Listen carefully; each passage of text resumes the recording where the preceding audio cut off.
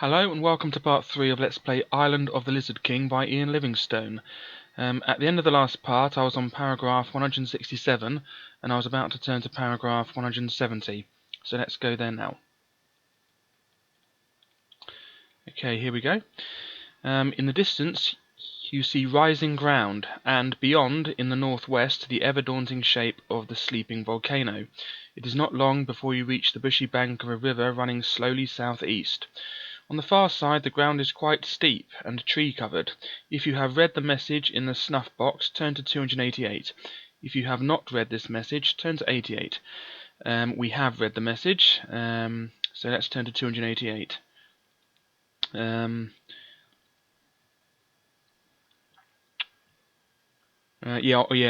the note. Yeah, I read the note.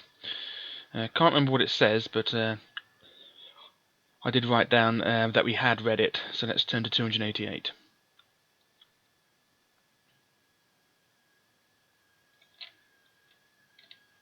And here we go. You start to search among the bushes for the hidden raft, and before long you find it. You drag it into the river and climb aboard. The river is not deep, and you are able to push the raft upriver against the light current quite easily with the long pole you have. Turn to 387.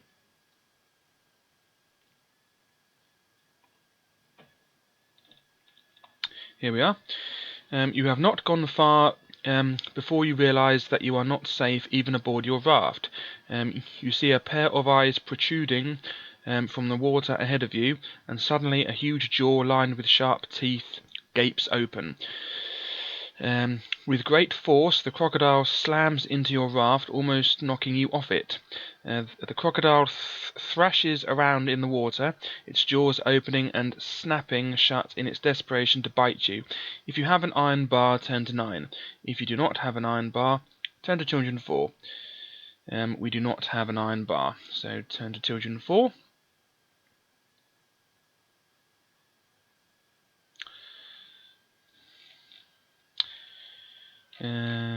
Here we go. Okay, standing precariously on the rocking raft, you draw your sword to attack the vicious crocodile. Okay, crocodile skill 6 and stamina 7. Let's do that now. Okay, so crocodile skill 6, stamina 7. Let's just write that in. Skill 6. Need to put an extra thing there. And stamina 7. Okay, enemy attack. Whoops, wrong button. Nope, wrong button again. There we go. And my attack. Okay, so my skill is 10 and my stamina is 13 at the moment. Okay, so let's do this. Right, where's the dice program? Here we go. My trusty dice program. Set it to a 6-sided one. There we go. And for 2 dice. And let's go. So he has 6, and he gets 15, and I get 16. That was close. Too close for comfort. Let's put that in now. So he gets 15, and I get 16. So he goes down to 5. There we go. Lovely. Just 3 more hits. Okay. He gets a 4. That's 10. So I'm guaranteed to win. And I get 3. That's 13. So 10 to 13. Whoops, wrong place.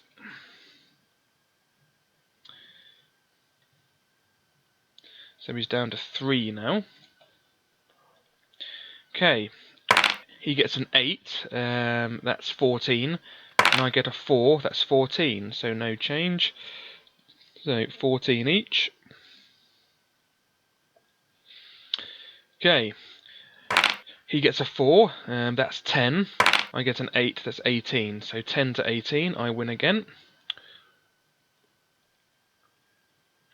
And he's down to 1 now, so just 1 more hit and he's dead.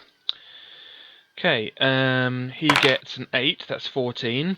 I get a 5, that's 15. So 14 to 15, I just win that. So too close for comfort at the end, but I managed to win quite easily overall. So he is dead now. That is the end of Mr. Crocodile. So let us continue with the game. Okay, so if you win, which I did without losing any health, so turn to 31. There is it. Here we go.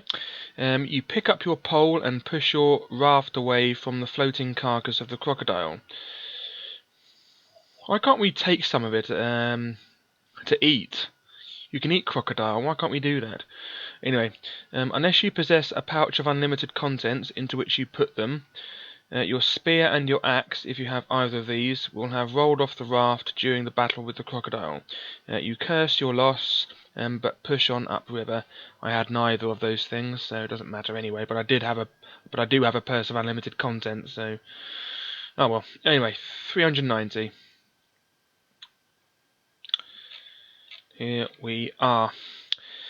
On the right bank of the river, you see a man dressed in tattered clothing. He is waving his arms around frantically and calling out to you. He looks as if he could be an escaped prisoner. If you wish to steer your raft over to the man, turn to 87. If you would rather keep pushing up river, turn to 14. We're going to avoid this man. He's pretty nasty, I think, if I remember. So we're going to keep pushing up river. So turn to 14. We're not being tricked today.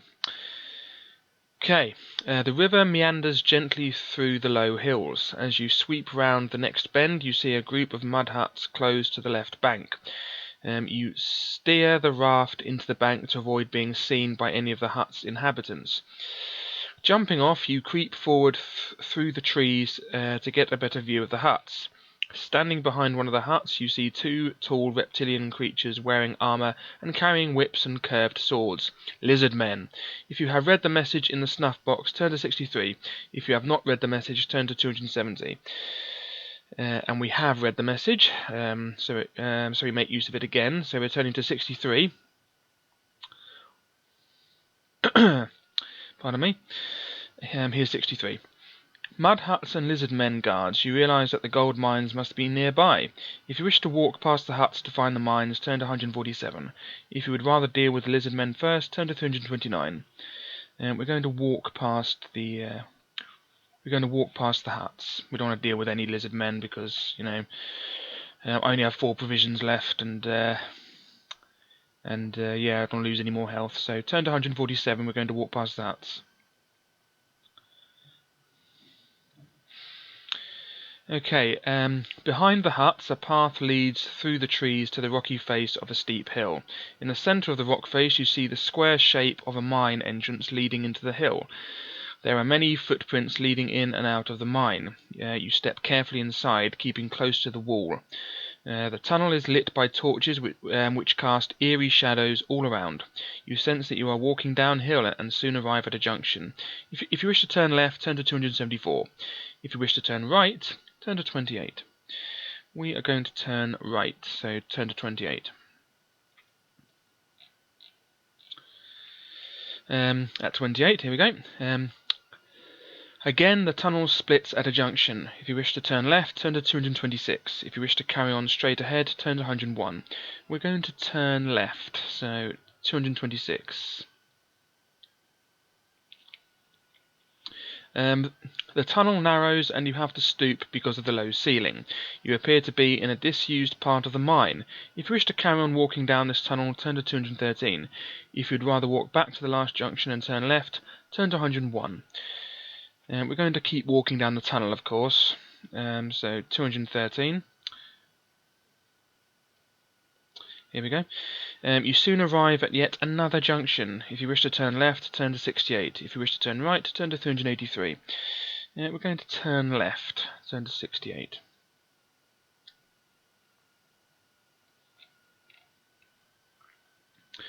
Okay, here we go. The tunnel is now very narrow and the beams supporting the roof are cracked and dislodged in places. You feel very claustrophobic in the dim light, but you press on, often being showered with dust and small stones. The tunnel ends again at another junction. Will you turn left, turn to 278, turn right, turn to 70, or turn back, turn to 172? We're going to turn right. Now this isn't ideal, but this is the way we want to go. So we're going to turn right. So just turn to 70, and here we are. The tunnel makes a sharp right turn, continuing on as far as you can see. As you start to walk down it, you are suddenly stopped in your tracks by the sound of rumbling above you. A beam cracks, and suddenly the whole ceiling comes crashing down on top of you.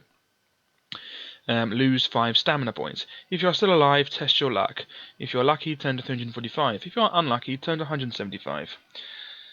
Okay, so we need to get off 5 points of stamina, first of all. So let's do that now. So, down to 8.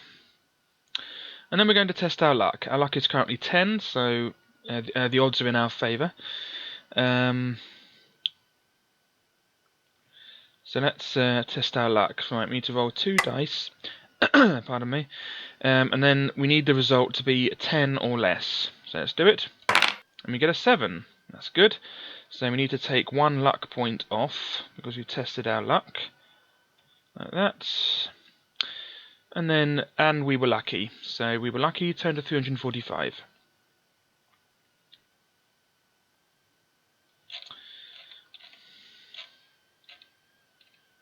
A little bit warped there.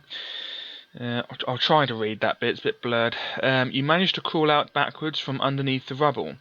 Lying amid all the rocks and stones is a small wooden box. You prise the lock open with your sword and shout for joy when you see what is lying inside. It is a hunting horn, but the runes carved on it tell you it is no ordinary horn. What does that say? It is... what does that say? I can't read that word. I'll just say it is. It is the legendary horn of Valhalla. When blown, it will fill its player and all his friends who can hear it with strength and courage. Add 2 luck points. Let's do that now. So our luck goes back to 10 again. I think I'd rather have the stamina, to be honest. Right, anyway, add 2 luck points. You sling the horn round your neck and walk back to the last junction. If you wish to turn left, turn to 172. If you wish to head straight on, turn to 278. I better just write in that I have the Horn of Valhalla, so let's do that now. Horn of Valhalla.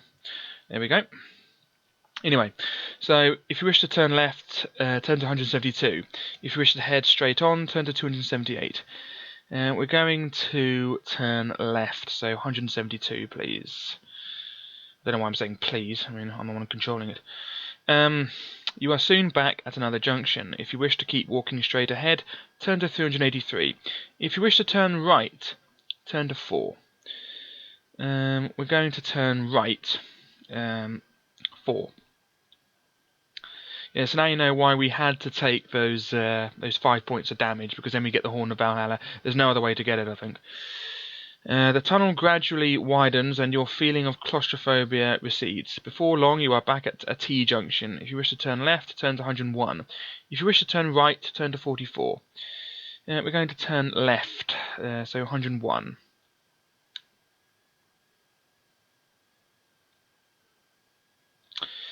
You see a handcart with wooden wheels lying on its side in the middle of the tunnel, blocking your way. A short, broken, skeletal body, perhaps that of a dwarf, lies beside it.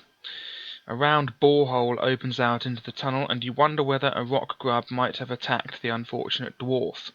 The tunnel continues on as far as you can see, although there is no sign of life ahead. If you wish to crawl down the borehole, turn to 10. If you wish to climb over the cart and continue down the tunnel, turn to 321.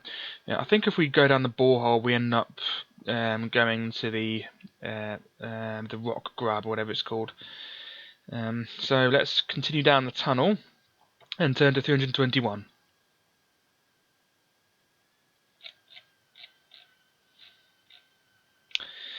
The tunnel comes to an end at a junction. If you wish to turn left, turn to 19. If you wish to turn right, turn to 39. We're going to turn left, so 19.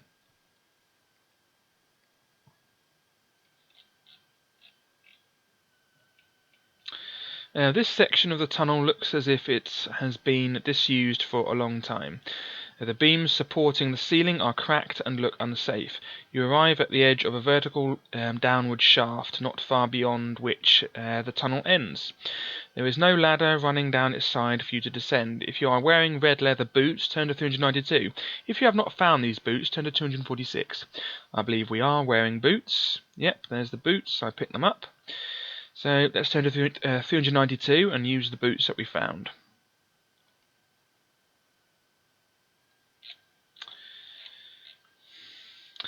Okay, a thought suddenly crosses your mind that perhaps the boots you are wearing might be enchanted. You put your foot up against the wall and try to walk up it.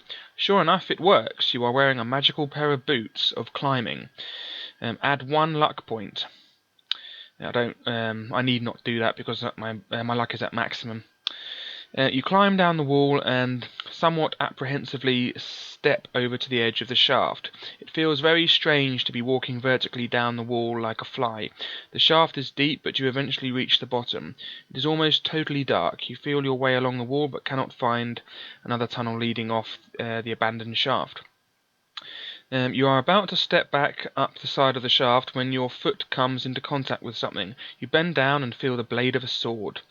You step back up to the tunnel above to examine your discovery. In the yellow light of the torches, you admire the superbly crafted sword you are holding. Add 2 skill points. You throw your old sword down the shaft and walk back to the junction. We can't add 2 skill points because our skill is already at maximum. So anyway, so we have crafted. I'll just call it a crafted sword. So let's call it that. Crafted sword. That's that. Right. Pardon me. Okay, so now we're going to 135.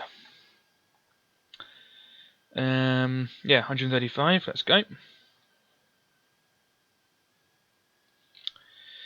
At the junction, you may either continue straight on, turn to 39, or turn right, turn to 361. We're going to turn right this time to 361.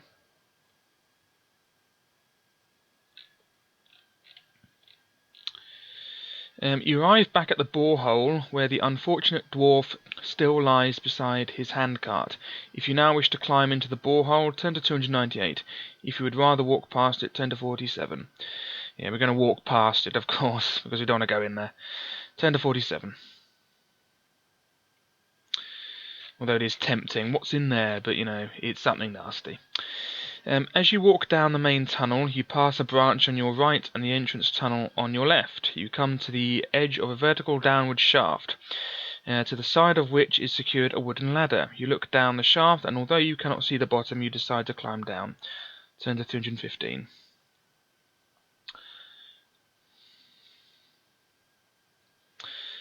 Okay, here we go. Stepping carefully down the ladder, you eventually reach the bottom of the shaft. In the dim light, you see a new tunnel from which you hear the faint sound of singing. As you walk down the tunnel, the singing grows louder, and you also hear the sound of stone being hammered. Suddenly, you hear footsteps behind you. Will you hide in the shadows?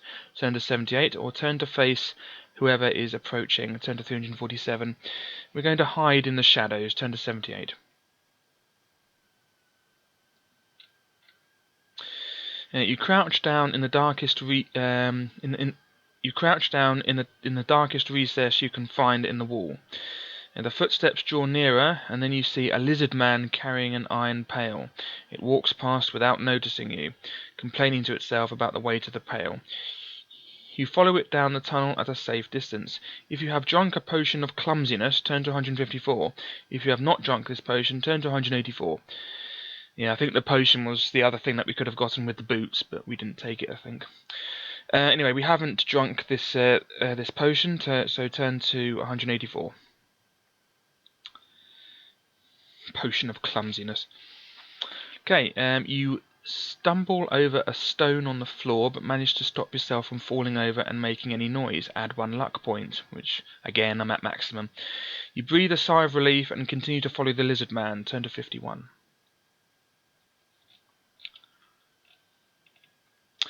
Now, the noise of singing voices and iron hitting rock is quite loud. You must be close to where the slaves are working. You decide to run quietly up behind the lizard man and deal with it. You pick up a large stone and run forward. The lizard man hears you, but too late to stop you from bringing the stone down hard on the back of its head. As it crashes to the floor, you catch its pail, thinking it might contain much-needed water for the thirsty slaves. You walk on until the tunnel opens out into a chamber. Turn to 223.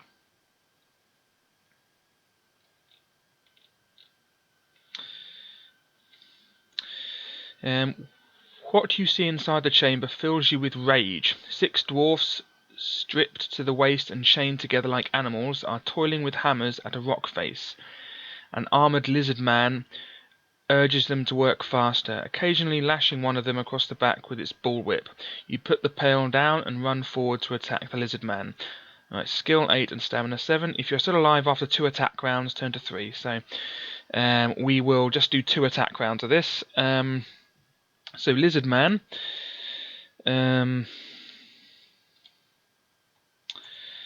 Lizard man. And he has skill 8 and stamina. What was it?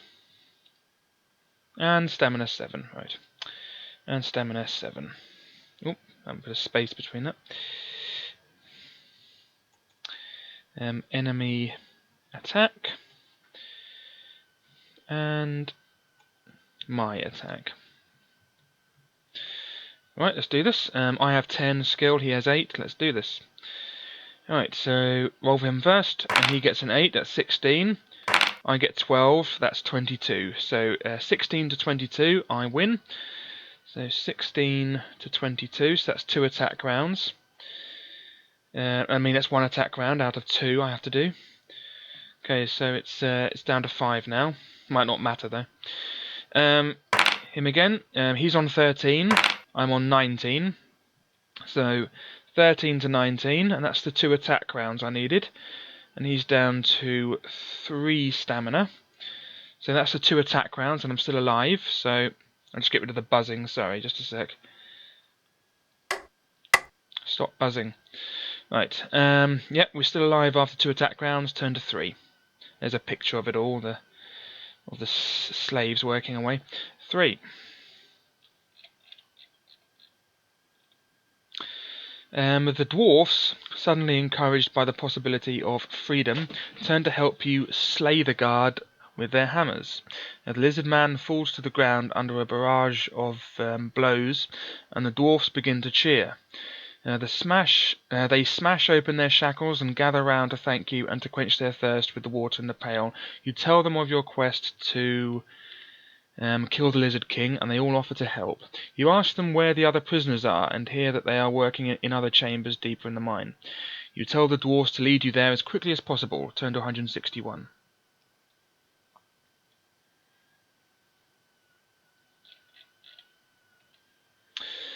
Taking the lizard man's cloak to disguise yourself, you form the dwarfs into a line so that it appears that you are a guard in charge of a chain gang of slaves. You crack the whip with a smile and set off down the tunnel. You follow the dwarfs down endless tunnels deeper and deeper into the mine. As you pass by another tunnel branch, you see a lizard man walking along it towards you. Test your luck. If you are lucky, turn to 74. If you are unlucky, turn to 262. Okay, we need to test our luck, so yeah, our luck is again at maximum because we get getting another luck point. Anyway, test our luck. So we need this this dice roll to be 10 or less to be lucky. Here we go. And we get 5. Good. Right. So luck points go down to 9, but we were lucky. Let's get rid of the buzzing. There we go. Yeah, so we were lucky. Turn to 74. The approaching lizard man is not suspicious of you and your gang of dwarfs, and you pass by without any trouble. Turn to 114.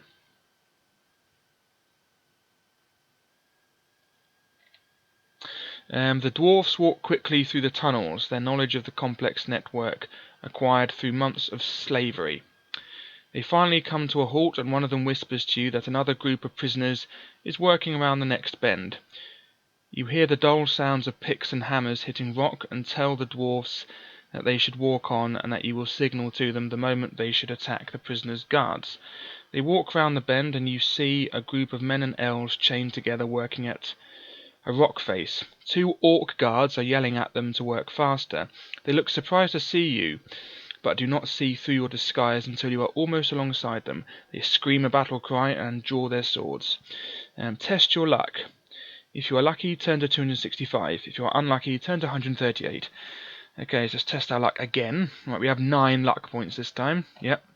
So we need this this dice roll to be 9 or to be 9 or fewer, or 9 or less. Yeah, 9 or less. Yeah, 9 or less than this number. Yeah. Okay. So yeah, roll a dice, and we get 3. That's less than or equal to 9. So just get rid of the buzzing again. There we go. Okay, so we were lucky, but our luck points go down to 8 now. So we're lucky. So turn to 265. Just finding 265. The dwarfs attack the orcs, spurred on by their hatred. The fight is soon over, the orcs being no match for the embittered dwarfs. Turn to 121.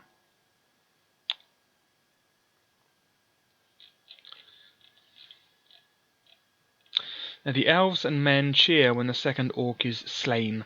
The dwarfs break their chains, and now you have 14 friends to help you finish your quest.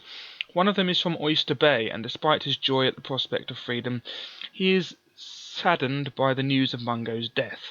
Armed with their own tools of slavery, the prisoners ask you to lead them to attack the stone fort used as the prison camp where the Lizard King still resides, protected by his mutant slaves and elite guards. You agree to do so and set off again through the tunnels to release the rest of the slave miners. Roll 1 die.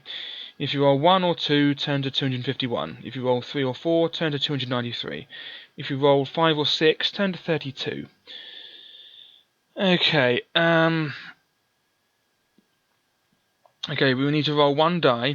So let's just do that now, and then we'll decide what we get. And we get a 3. So let's get rid of the buzzing again. Okay, so we get 3. Was that 1 die? Yeah, 3. Right. Anyway, 3. So if you roll 3 or 4, turn to 293. So we rolled 3, so 293, here we come. Here we are. By the time you have found all the prisoners and released them, you will have lost 2 stamina points in battle. If you are still alive, you are now the leader of 63 dedicated followers eager for revenge. Turn to 201. Okay, so let's just lose 2 points of stamina. I'm also going to use another load of provisions, so I'll use 2 provisions, putting me back up to 14, I think. That's what I'll do. That'll give me 8 stamina points there. So provisions are down to 2 now, so yeah. I still have the potion of strength though, that can put me up to maximum whenever I want, except battle, so I should be okay. Anyway, so anyway, turn to 201. Here we go. You lead your band of fighters out of the mines and attack the mud huts where the guards live. The last of them is soon slain, and the former prisoners begin to celebrate by cheering and singing. An old dwarf begins a jig and is soon encircled by a clapping, happy audience. For the moment, all sufferings and troubles are forgotten. While everybody is still reveling in their freedom, an elf comes up to you and asks to speak with you alone. You walk away from the others to listen to what the elf has to say. With a worried expression on his face, he tells you that an attack on the Lizard King's fort would be suicidal. For the sake of power and near immortality, the Lizard King has allowed a hideous parasite, the Gonchong, to attach itself to his head. With the Gonchong's proboscis implanted firmly in his brain, the Lizard King remains invincible, telepathically controlling his mutant warriors.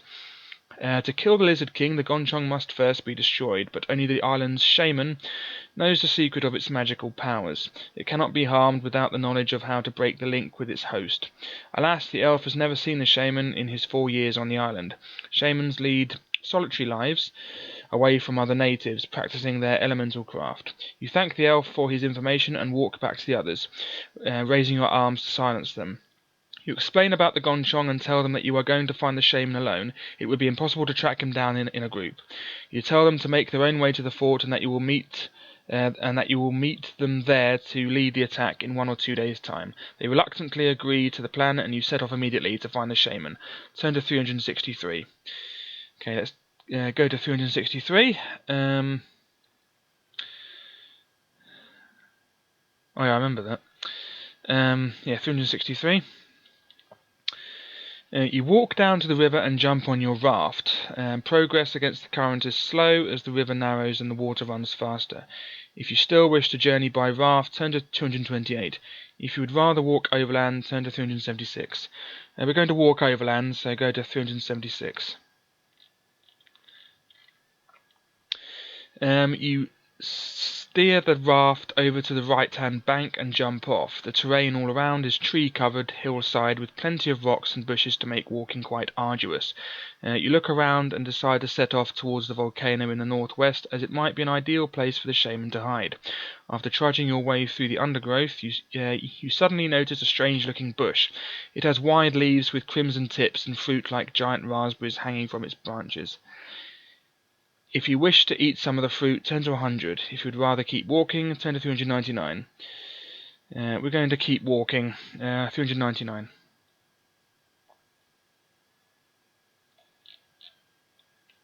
You notice a bulging sack hanging from the branch of a tree on the end of a piece of rope. If you wish to cut the sack down, turn to 282. If you would rather keep walking, turn to 27. We're going to keep walking again, turn to 27. As the day wears on, the sun gradually sinks into the western horizon. It sits like a big red balloon on the sea next to the volcano before falling out of sight. The sunset shades of pink and purple radiate across the sky, and soon the air is filled with the noisy sound of thousands of insects. You decide to camp down for the night between two bushes, hoping to remain hidden from any nocturnal predator. Test your luck. If you are lucky, turn to 388. If you are unlucky, turn to 348. We have 8 luck points, so we need a score of 8 or less. And we get a 7. Just made it. So that goes down to 7. 7 luck points left. Let's get rid of the buzzing. Okay, so we were lucky, so turn to 388. Now the night passes without incident and you wake early to continue your quest. Turn to 212.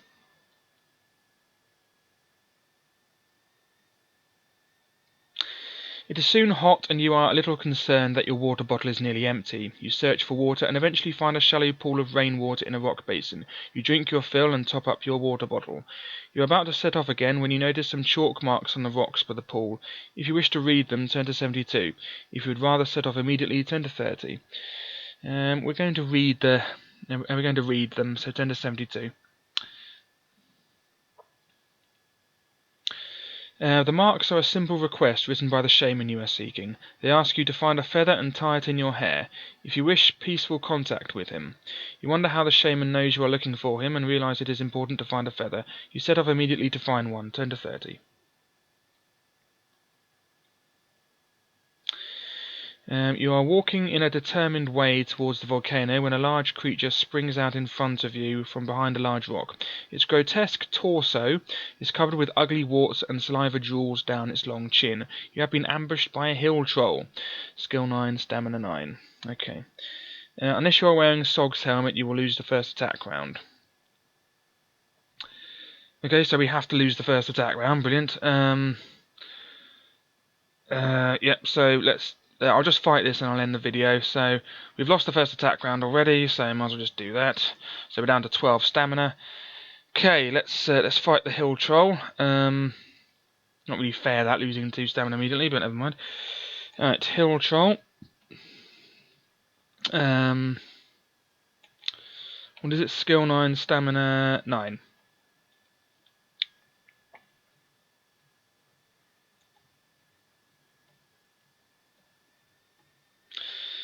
Okay, enemy attack. Whoops. My attack. Alright, so it has 9 skill, I have 10. Let's do this. Alright, it rolls a 4, that's 13. I roll a 6, that's 16. So 13 to 16. And then that's down to 7. And again, it rolls a 9, that's 18. I roll a 6, that's 16. So 18 to 16.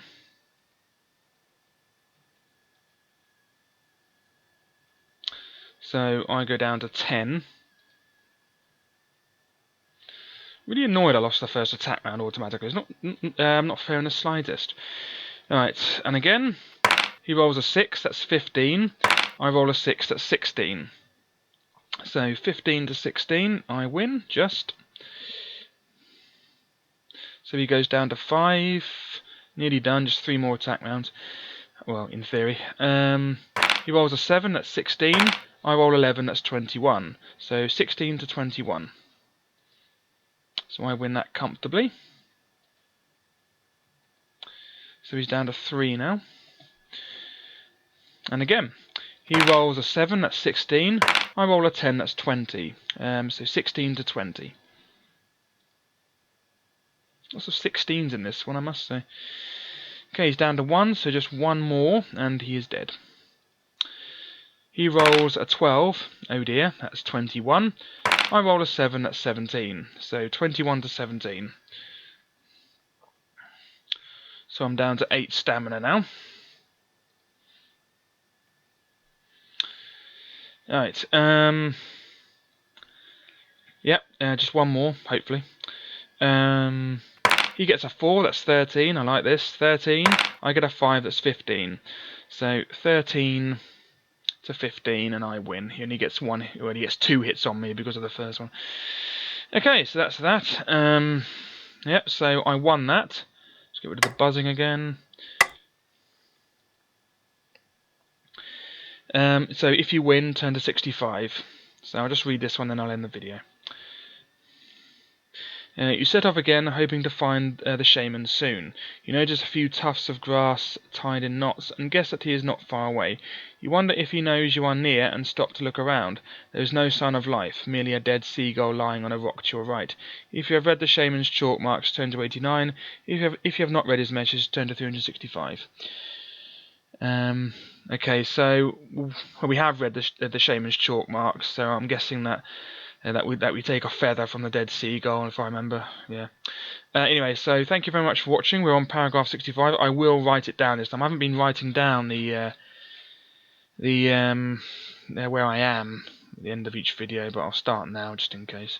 Paragraph 65 we're on. Okay. So let's save that. Let's get rid of that now. Yeah, so thank you very much for watching. In the next video, hopefully I will be completing the game, and then yeah, that'll be it. Hopefully, there's not much more to go. There's a few battles to go, I think, and then we get to fight the Lizard King. So yeah, thank you very much for watching, and I hope you can watch the next video. Goodbye.